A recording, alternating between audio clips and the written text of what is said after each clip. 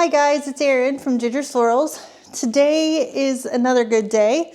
We're going to start some Iceland poppy seeds.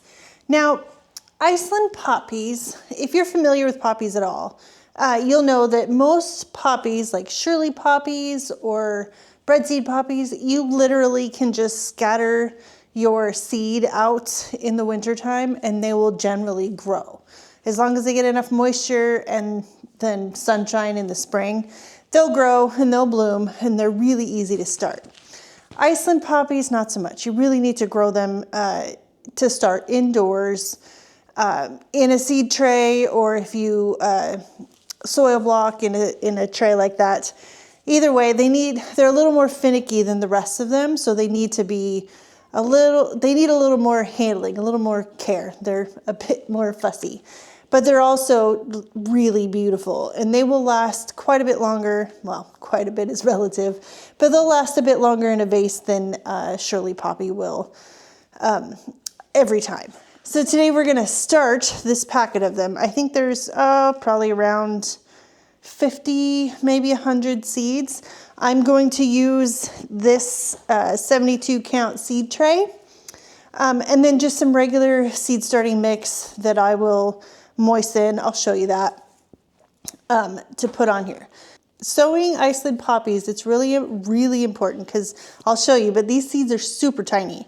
It's really important that they get surface sown as lightly as possible. If you're going to cover them with anything, it's vermiculite and it's got to be like the lightest touch.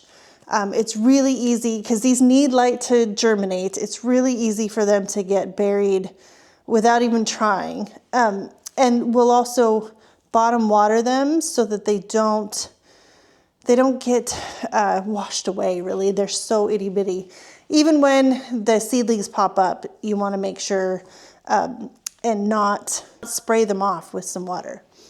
The other thing I want to show you today is a little update on our eucalyptus and our lisianthus seeds. There is some action, although tiny. Okay, let's go look at that first. First thing, this is our eucalyptus tray that we started together. Do you see that little seedling right here? This little guy? There's a bunch of them. Let me take this off. There's a bunch of them all the way down. Mostly the baby blue has started. Oh, and the echinacea. The first echinacea seedling has popped up. There's another one back here. Sorry, it's kind of, I'll try to get better pictures. That one has also started sprouting. Now the lisianthus, all four of these trays are lisianthus, and it's probably going to be near impossible for you to see. I'll get another picture with a different camera. But this, oh yeah, not going to happen. This super tiny little piece, little tiny green is lisianthus in this tray. See that tiny little guy? That is lisianthus. Here too. Look at those itty bitty little babies. So I know they're almost microscopic, but all four of these trays have little bitty seedlings in them. The unfortunate part with lisianthus is that they're just gonna sit there and be tiny for way too long. Okay, now back to the Iceland poppies. So again, you really want to start these inside. The way we're gonna do it is we're gonna put them on the heat mats. They want to be kept at around 70 degrees and warm and somewhat moist until they've got a couple of sets of leaves. You don't want to take them off of that heat until they get there, just to give them a chance to really shoot some roots out. Once you get a couple sets of leaves, you can take them off the heat, and you want to grow them slightly cooler, actually, with the same lights. We'll have them under lights in the rest of the greenhouse. They're hanging up all along the benches. So we'll do that. And then another important thing is that these are cold hardy. They could be perennial here easily. They're cold hardy enough, but they don't like the heat. So generally we grow them as annuals, but even so, they want to be out when it's still cool, when the soil is cool. So we'll start hardening these off 10 weeks from now is mid-March, and get them out before our last frost is even due, and they'll do just fine. And the other thing that you don't want to do is leave them in the seed trays for too long. General rule of thumb is 10 weeks-ish, 8 to 12, somewhere in that range. If you leave them too much longer, they're going to suffer. They're not going to like it. They need to be out so their roots can go down and out and get robust. So it's really important. Again, start them warm, 70 degrees, and then grow them on cool for another few weeks. Plant them out even before your last frost, and yeah, they should be good. Oh, I should mention, I'm in a zone 8B, so these dates and hardiness information, that's all relative to my cold or hardiness zone. So you can do the math on your own whenever that's going to be. All right, so let's get set up, and I'm just gonna sow them like normal. I'll show you how I prep the seed tray, and then we'll get these sown, and I'll show you just how tiny they are. It's like little specks of dust.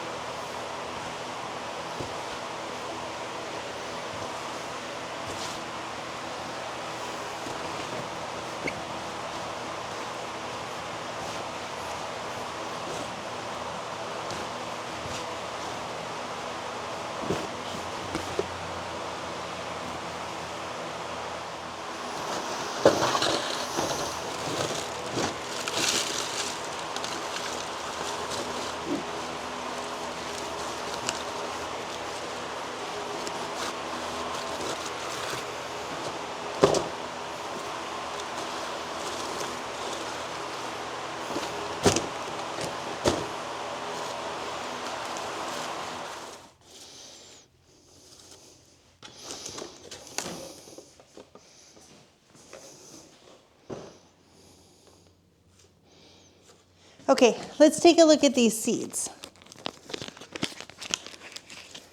You know that they're tiny when they come in a little envelope. Oh, there's a good 100 of them. Can you see those little black bits there? I'm gonna take a couple out and show you. Look at how stinking tiny these guys are. They're just so itty bitty that they're just easy as can be to lose in your soil. That's why it's so important to bottom water these. So generally the way I do this, I'll show you real quick. The way I try to sow seeds this tiny is leaving them in the seed packet, this little packet, and just tapping them out. It's really, there's a couple different ways to do tiny seeds like this. A lot of people will put them in a little dish and moisten a toothpick and pick them up one at a time and set them in there.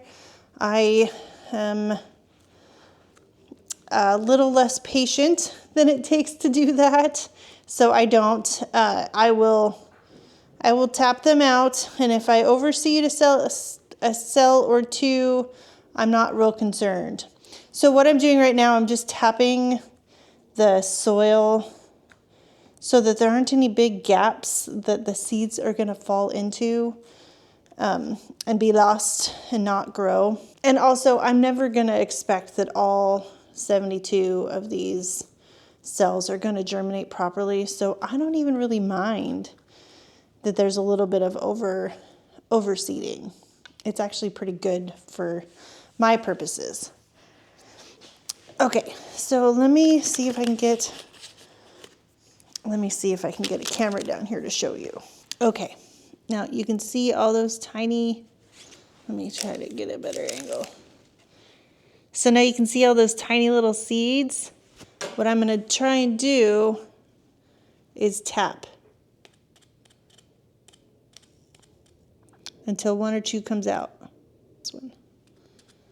See that one? There it goes. There it goes. And that's really what I'm gonna do. I'm gonna do that all the way throughout this whole cell tray and then hope for the best. I haven't decided yet if I'm gonna cover the whole thing with vermiculite or not. I'll decide when I get to the end. It does help with moisture control. It both keeps it moist enough and not overly moist. So yeah, it contains the humidity. It holds onto the moisture, but it sucks it out so it's not just soggy on top. But we'll decide that in a minute. In the meantime, right now, I'm just gonna get these all planted or seeded.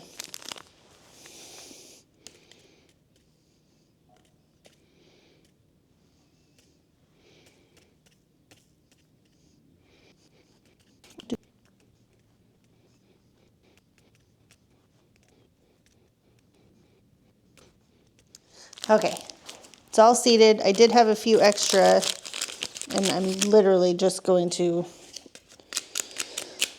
let them go wherever, because there wasn't enough to do a whole nother tray, so that's okay. If I get 72 Iceland Poppies out of this, I'll be happy. Iceland Poppies, they are a cut and come again flower. They will produce a whole bunch of stems off of each plant in the spring. They will, as soon as you start cutting from them, they'll start shooting up more and more. You could have 10, 15 flowers off of every given plant, which is kind of amazing. So I don't actually need more than a 10-foot row of them in order to get my money's worth out of them, get a lot of flowers. 720 if I get 10 flowers out of each plant, which is awesome. Okay, I am gonna put a dusting of vermiculite, but it's gonna be super light. Just enough to absorb some of the moisture from watering.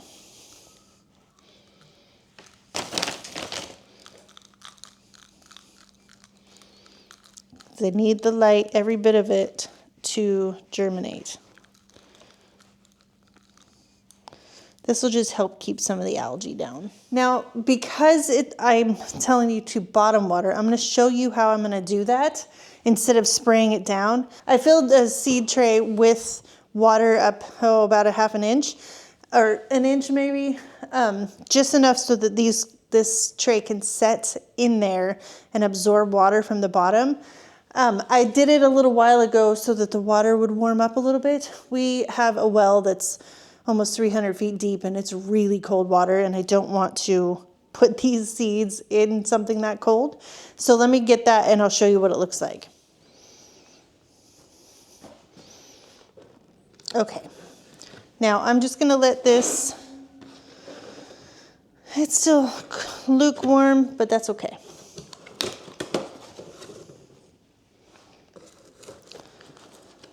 Just like that. So I'm gonna leave this sit for about 10 minutes, let it absorb some of the water. I know that I pre-moistened it, but I just wanna make sure that there's enough moisture in there that it's not gonna be a problem. I'll let it sit in here for 10 minutes, absorb what it needs to, and then I'll put it back into the dry tray and onto the heat lamps, or onto the heat mat, under the lamps.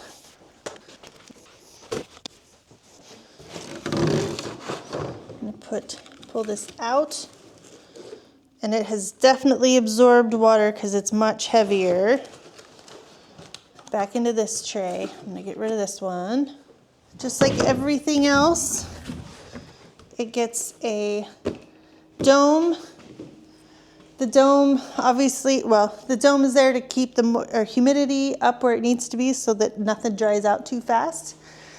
And then here, I turn this heat mat on just when I got done sewing these, so it'll warm up pretty quick.